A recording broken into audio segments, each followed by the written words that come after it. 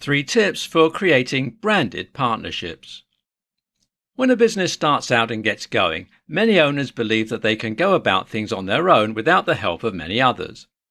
This is how many new businesses are run, especially in the first few years. People want to forge their own path, do their own things, create a brand and personality for a company that feels completely their own. Plus, it's not always easy to find a brand partner in those early days. Most other brands and businesses aren't eager to sign on with another that hasn't proven itself yet. However, at a certain level, creating branded partnerships isn't just easier, it's downright essential for the growth of a company. By making a strong partnership with others, a company can grow and find a bigger audience, a more loyal fan base, and more ways to improve their bottom line and expand their reach. In this tutorial, we're going to focus on a few tips to keep in mind when you're attempting to bond a partnership between your business and another. It doesn't matter what you're selling or how many loyal customers you have, a branded partnership can go a long way to making a good company great.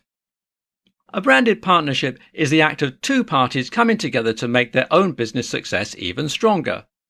You might not be aware of it, but you have seen plenty of branded partnerships throughout the years. That's because they work.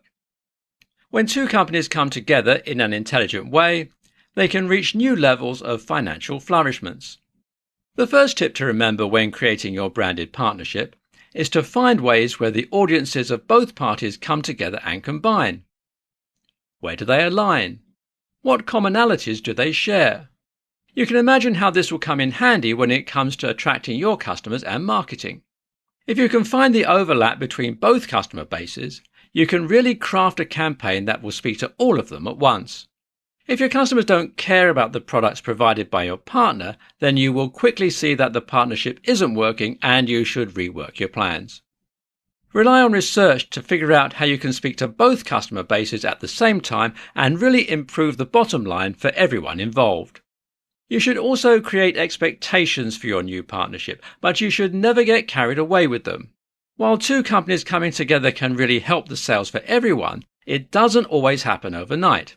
It's smart, actually it's essential, that you keep your expectations in check. What do you expect from this partnership, and when do you expect to see the results? Remember that expectations are also goals, and it's smart for every company to have goals. But perhaps the most important tip to always remember is that you should really understand your product and your company before you attempt to make a branded partnership. This is pivotal, and it is, sadly, a step that many people miss. If you don't understand what you're selling, why you're selling it, and what value it brings to your customers, then you won't be able to find all the nuanced ways that you can work with other companies. Also, if you're not truly familiar with your products, then you likely lack a company culture, and this will also close you off to so many opportunities with partnerships.